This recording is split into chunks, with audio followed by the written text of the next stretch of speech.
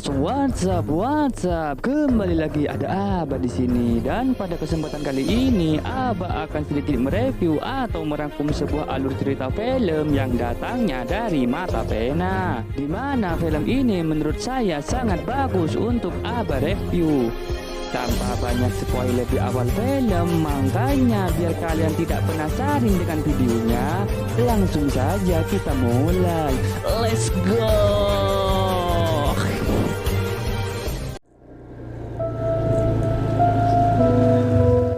Alkisah kita akan dimulai dengan sosok seorang ayah yang telah diusir oleh saudara istrinya semenjak istrinya sudah tiada. Namanya ialah Pudin. Dan sang ayah mempunyai 3 sosok seorang anak, katakanlah mereka Madkur, Madtinggal, dan Mana.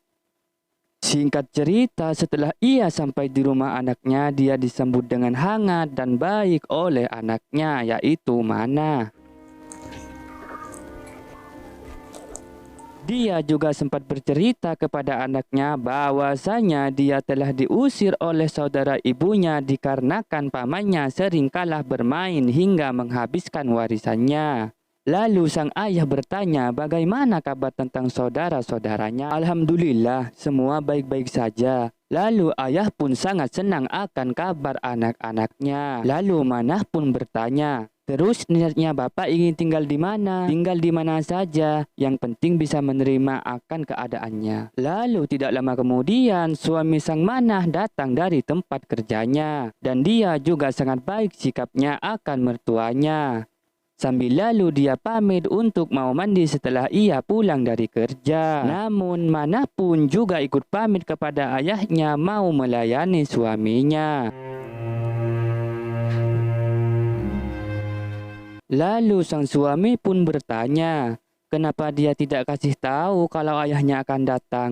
Niatnya dia mau bawakan oleh-oleh untuknya. Lalu Mana pun segera bertanya kepada suaminya tentang niat baiknya karena dia yang ingin merawat ayahnya. Tanggapan sang suami pun sangat baik karena dia membolehkan, tapi alangkah lebih baiknya dia disuruh diskusi terlebih dahulu kepada kakak-kakaknya. Takutnya dia tidak membolehkannya. Singkat cerita, esok pun tiba. Madkur pun saudara tertua langsung memarahi pamannya karena dia telah mengusir ayah dari rumahnya. Dan Madkur pun segera menyuruh adiknya Madtinggal untuk segera menegur pamannya karena telah mengusir ayahnya. Tapi ayah pun melarangnya. Tidak ada gunanya karena ini hanya tentang warisan saja. Mana pun menjawab, benar apa kata ayah. Lalu Madtinggal pun bertanya, terus siapa yang akan merawat ayahnya? Dan Madkur pun menjawab, sang ayah disuruh jaga Mana saja. Karena dia saudara satu-satunya perempuan, tentunya dia pasti lebih bisa perhatian pada ayahnya. Lebih baik kamu saja, karena kamu yang lebih kaya, pastinya kamu lebih mampu untuk menafkahi ayahnya. Tapi Madkur pun tidak setuju akan pendapat saudaranya. Dan dia juga berkata, kamu kan juga bisa menjaganya, tidak ada salahnya. Tapi dia pun juga tidak mau karena dia masih numpang kepada mertuanya. Dan ayahnya pun langsung bersedih karena anak-anaknya tidak ada yang bisa merawatnya. Dan di tengah-tengah pertengkaran saudaranya, Mana pun bersedia untuk merawat ayahnya. Dan dia juga berkata, ayah yang kulitnya hitam dan wajahnya yang semakin hari semakin menua bukan karena ia cacat di waktu ia lahir, tapi karena bentuk pengorbanannya untuk membesarkan anak-anaknya. Kalau kalian tidak ada yang bisa merawatnya, ya udah, bilang saja, karena saya yang akan merawatnya dan suaminya. Lalu sang ayah pun segera berkata, kalau kehadiran ayah di sini cuma membuat kalian jadi bertengkar, lebih baik ayah tidur di pinggir jalan. Lalu sang ayah pun segera pergi. Lalu Mana pun berkata, sungguh tega kalian semua.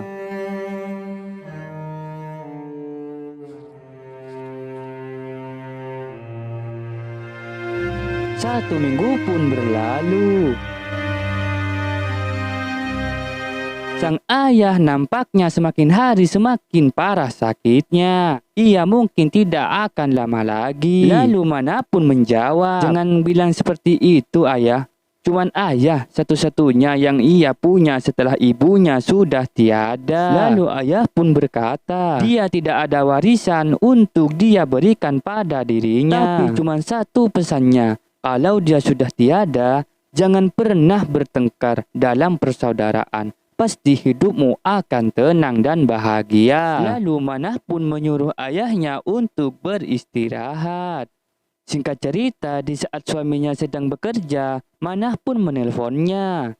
Karena semakin hari penyakit ayahnya semakin parah, Manah pun berniat membawanya ke rumah sakit.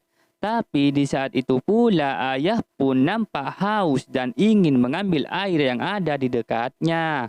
Dan tiba-tiba, Pak! ayah pun meninggal dunia. Innalillahi wa inna ilaihi raji'un.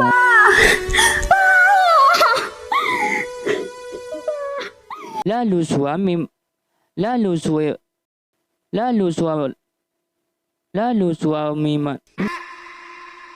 aduh, cok tegeles setalun salpa.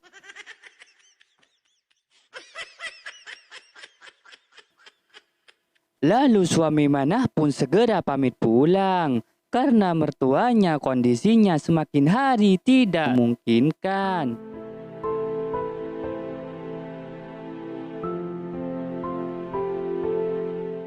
Dan di saat itu pula terdengar siaran yang bahwasanya Bapak Pudin sudah meninggal. Dan para warga pun segera berdatangan ikut serta belasungkawa akan kematiannya.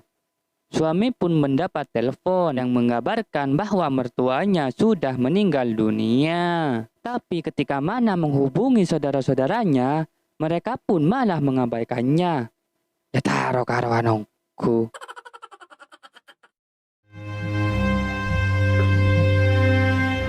Lalu ketika sang suami sudah sampai di rumahnya, di sana sudah banyak tetangga yang sudah menunggunya.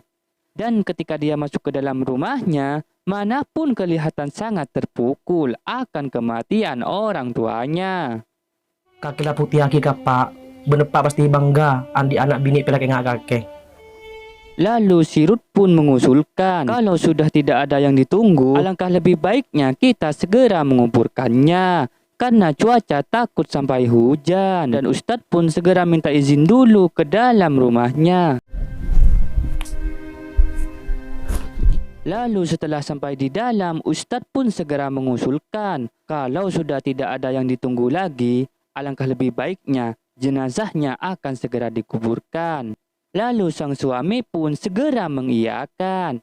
Dan Ustadz pun segera minta tolong para warga untuk segera mengangkatnya. Dan sang suami pun segera menyuruh istrinya untuk siap-siap mengantarkan sang ayah untuk rumah terakhirnya. Tapi Matkur pun dan Matinggal masih tidak tahu kalau ayahnya sudah meninggal. La ilaha illallah, la ilaha illallah, la ilaha illallah.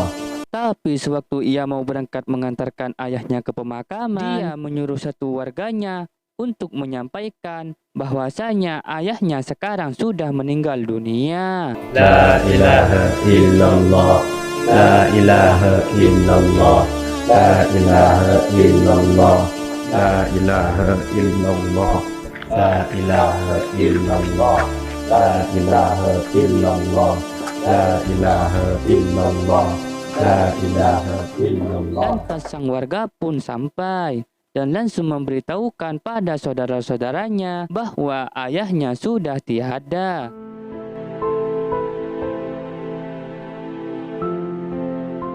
Lantas setelah pemakaman pun sudah selesai, nampaknya para warga mulai pamit pulang satu persatu. Tapi di tengah-tengah perjalanan, ada satu warga pun yang masih heran. Anaknya baru datang, padahal ayahnya sudah selesai dikuburkan. Dan disinilah titik yang paling menyedihkan. Sang anak pun cuman bisa menangis dan masih tidak percaya kalau ayahnya sudah tiada. Lalu dari mereka sempat bertanya, kenapa kamu nggak bilang-bilang? Setidaknya saya kan bisa minta maaf sebelum ayah wafat, percuma kamu menangis. air matamu tidak akan mampu membuat ayah bisa hidup kembali. Karena dunia yang kamu miliki sekarang tidak bisa kau tukar terhadap keringat orang tua yang sudah tiada. Kalau saya masih ingat di waktu ayah masih hidup, di mana ayah hanya ingin berteduh kepada anak-anaknya, tapi kalian malah menghiraukannya. Dan film pun tamat. Cerita yang cukup menyedihkan. Pesan yang bisa kita ambil dari film ini ialah hargailah dan rawatlah orang tuamu selagi ia masih ada. Karena kalau dia sudah tiada, kamu pasti akan merasakan penyesalan yang sangat besar pada ujungnya. Saya Abah, mewakili seluruh anak Madura yang sedang bekerja. Tetap semangat dan jangan pernah menyerah. Mator Sakalangkong. See you next time.